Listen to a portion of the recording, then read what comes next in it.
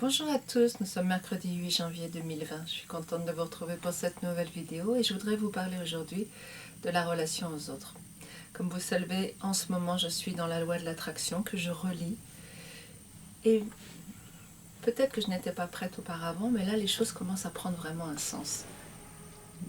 Chronomètre. Ce que j'ai retenu de ce que j'ai lu et ce que je voudrais vous transmettre,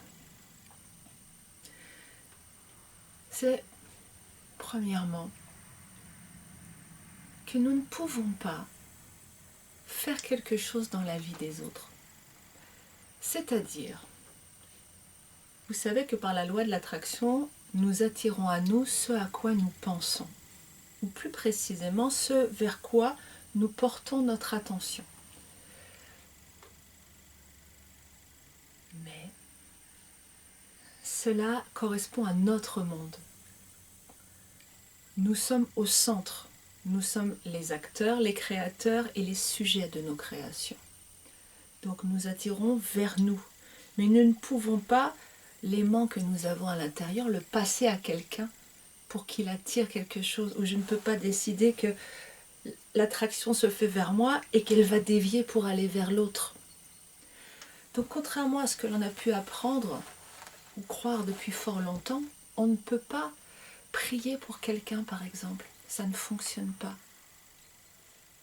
Mais ce qui va fonctionner, c'est un peu différent, c'est le fait que en voulant fortement quelque chose pour quelqu'un, je vais peut-être pouvoir lui communiquer cette certitude, par exemple, de sa guérison.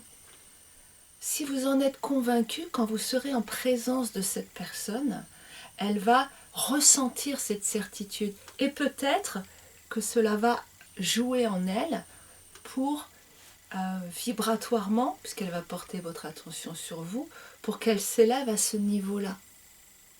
Mais ce n'est pas une certitude, ça dépend d'elle, de sa capacité à se focaliser et de ses croyances limitantes qui l'empêchent, ou de ses doutes.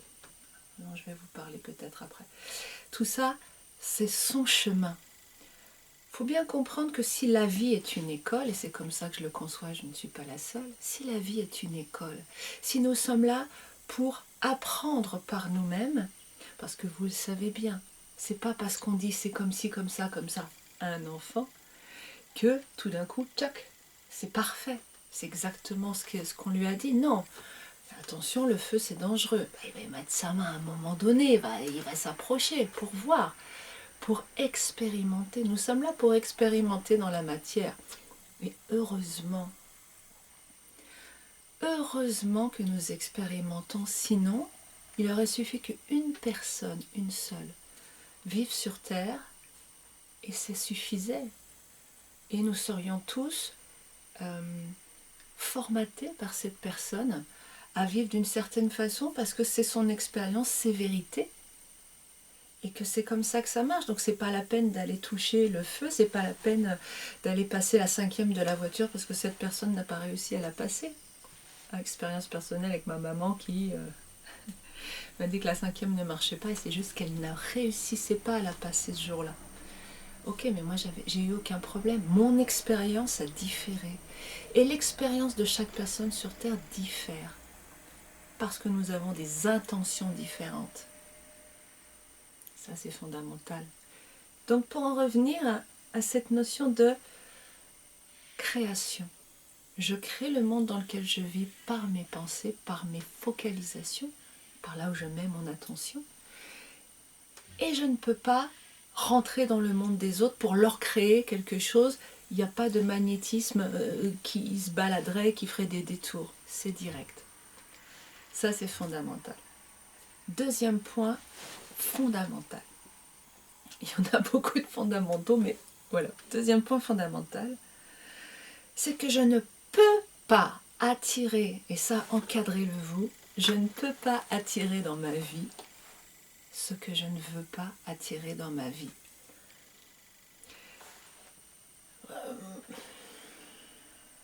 Clairement, Je ne peux pas attirer des violeurs, des voleurs, des méchants, des truands, des accidents, si je suis convaincue, c'est même pas si je suis convaincue, si je n'y pense pas. Si je n'y pense pas. Quand vous êtes conscient, je reviens un petit peu, je fais un aparté sur ce que j'ai dit avant pour mieux revenir là. Si vous êtes conscient que vous ne pouvez créer que dans votre vie et celui à côté ne peut pas créer dans la vôtre, prenez conscience de la responsabilité, du pouvoir que ça vous donne. Personne ne peut donc créer dans votre vie. Personne ne peut mener votre parcours de vie à votre place. Personne ne peut inventer votre monde à part vous. Et vous ne pouvez pas inventer le monde des autres. Je voudrais que ma fille soit en paix, en sécurité, heureuse. Je ne peux pas, je ne peux rien faire pour elle. C'est terrible ça, hein? Mais, et à la fois, c'est terrible et c'est merveilleux. Parce que, comme je vous l'ai dit avant, nous avons besoin d'expérimenter. Si je crée à sa place, imaginons que je puisse, mais mon Dieu, elle ne pourrait plus rien faire ni rien expérimenter. Je la mettrais en sécurité, au chaud, milliardaire. Voilà, une petite vie bien paisible. Mais est-ce que c'est vraiment ce qu'elle désire, elle, au fond d'elle, dans son être non physique qui est venu s'incarner? Veut-elle et voulons-nous tous d'une petite vie bien paisible? Voulons-nous tous de parents merveilleusement aimants desquels nous allons dépendre pour trouver notre amour? Moi, je suis désolée, si mes parents avaient été extraordinairement aimants, enveloppants, rassurants, chaleureux, je ne serais jamais partie. Hein. Je serais à côté d'eux là à l'heure actuelle. Et dès que ça irait pas, j'irais les voir. Au lieu de trouver les ressources à l'intérieur de moi, de me construire comme individu. Donc ça, c'est le premier point. Nous sommes responsables de ce que nous vivons. Ok. Deuxième chose, par rapport à l'autre. Pourquoi mes relations aux autres sont comme elles sont? Elles sont comme elles sont parce que je les construis comme cela. Je veux dire par là que Abraham le dit clairement dans un de ses livres, nous créons l'autre. C'est énorme. Nous créons l'autre. Vous le savez, quand vous regardez un groupe de personnes discuter, vous allez voir que la relation, la façon d'être d'une personne est différente avec l'une et avec l'autre. C'est très très clair quand vous voyez quelqu'un qui est dans certaines émotions négatives et d'autres dans des émotions positives, et quand vous avez une personne au centre de ça qui interagit, il n'interagit pas de la même façon. Pour être plus clair là-dedans, je suis habillée avec un t-shirt bleu aujourd'hui. Dans mon monde, c'est une image, hein. Je suis en bleu, je vais donc attirer des gens qui ont du bleu en eux. Mais nous avons tous du bleu en nous, quelque part un petit peu. Oui, mais cette personne, je regarde, excusez-moi, j'aurais dû préparer un accessoire, mais ai-je quelque chose? Eh bien non. Je suis désolée si j'ai ça. Alors, c'est pas terrible, mais c'est surtout parce qu'il y a du vert ici. C'est que là, vous n'en verrez pas du vert, normalement, je crois. Ça, c'est transparent, ça, c'est vert, voilà.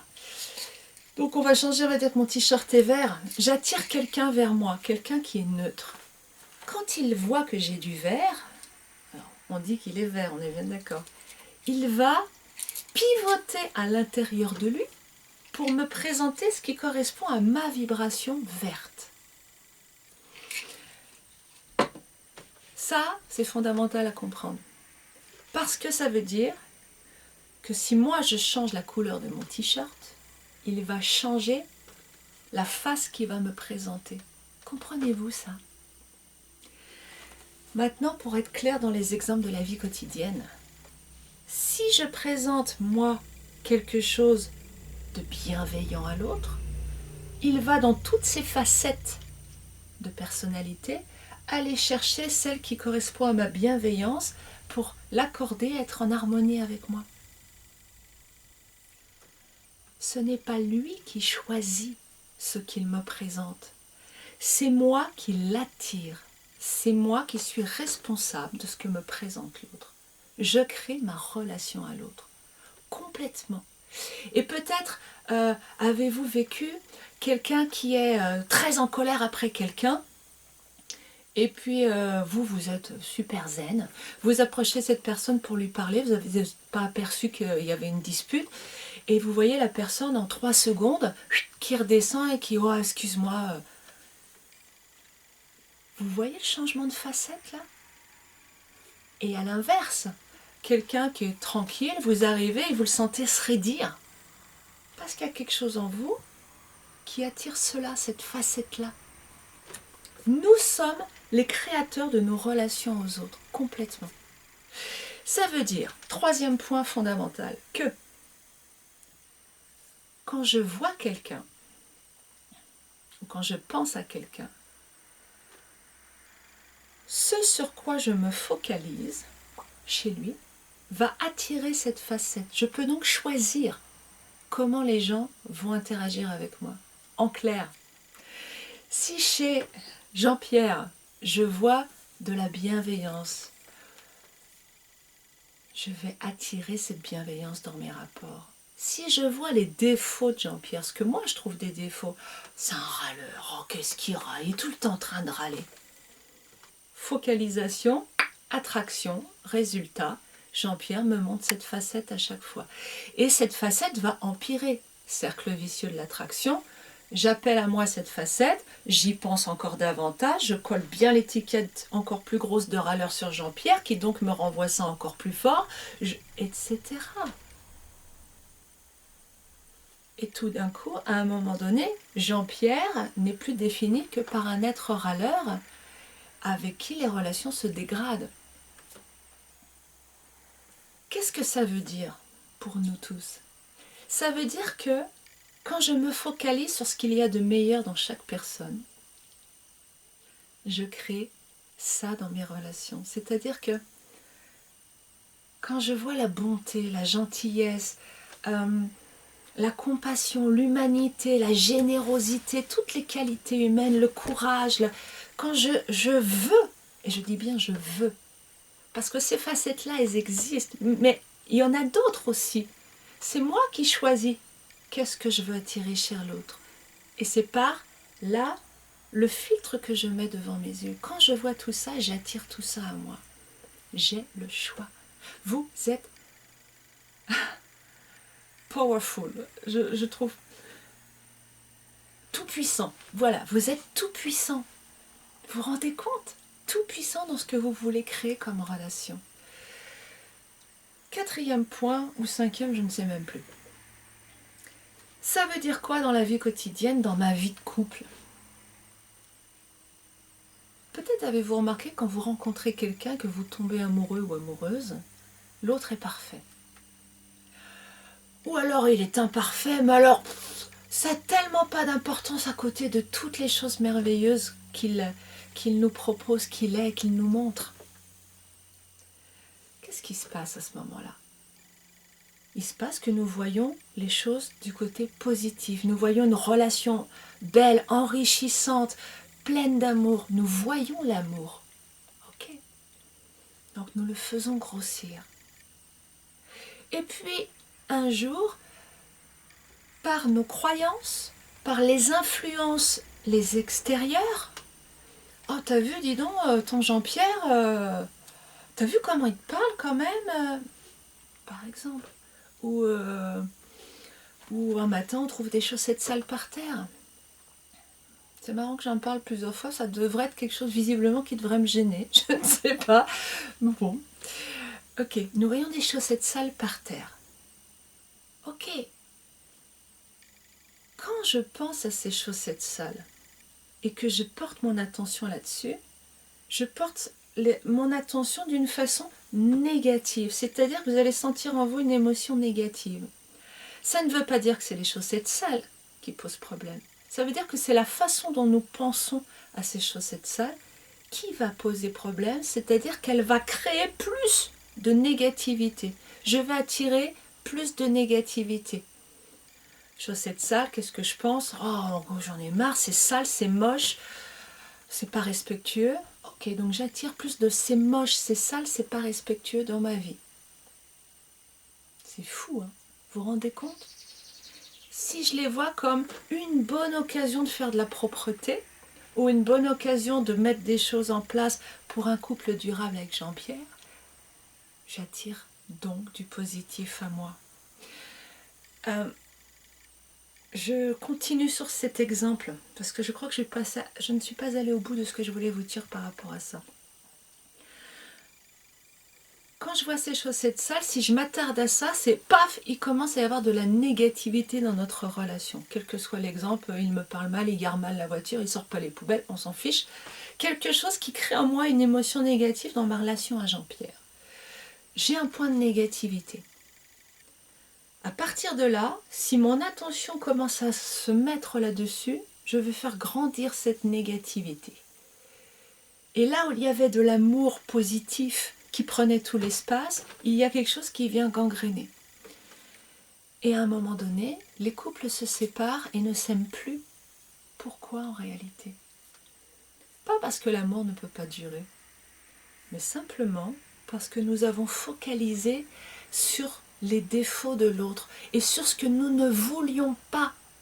Nous n'apprenons pas à dire ce que nous voulons. Vous avez remarqué, notre regard, conditionné par le négatif évidemment dans notre société, veut aller vers le négatif, vers le ne pas, il ne faut pas. Oh, je veux pas que tu me parles comme ça. Oh là, je veux pas que tu laisses traîner tes chaussettes. Qu'est-ce que vous voulez? Apprenez à formuler apprenez à exprimer clairement vos demandes, positivement. Et clairement, ça veut dire pas de façon vague. Je veux que tu sois gentil. Ça veut dire quoi? Qu'est-ce que tu attends de moi? Je veux que tu sois gentil, ça veut dire pour moi. Et vous verrez que vous n'aurez pas la même définition d'une personne à l'autre. Que quand tu rentres, tu me dises bonsoir, que tu m'embrasses, que tu prennes un petit temps, on va dire quelques minutes, 5 minutes, ça m'irait bien, pour me demander comment j'ai passé ma journée et que quand je t'ai fait à manger, tu me complimentes sur les plats s'ils te conviennent. Voilà quelque chose qui est clair que l'autre peut faire. Si c'est pas clair, sois gentil. Vous croyez qu'il est télépathe et qu'il est dans votre tête la liste que je viens de vous donner? J'en reviens, je laisse les demandes claires, j'en reviens à ces histoires de le couple se sépare par manque d'amour. Non, par manque de focalisation positive de votre part. Nous pouvons créer notre relation à l'autre, nous pouvons créer un amour merveilleux qui dure toute une vie. Si nous nous focalisons sur les qualités de l'autre, sur les qualités de notre relation, sur la beauté qu'il y a dedans, la joie, l'amour, là où vous mettez votre attention, vous créez votre monde tel quel. Donc, vous pouvez avoir une relation merveilleuse de couple toute une vie. Il s'agit juste d'aller voir ce qui est beau dans cette relation. C'est quand même une chouette nouvelle, non? Vous pouvez créer des relations avec votre patron merveilleuses, de compréhension, d'équilibre. Je sais, ça peut faire rire, mais pourquoi vos relations avec votre patron ne sont pas forcément comme ça? Parce qu'un jour, vous avez regardé quelque chose qui ne vous a pas plu.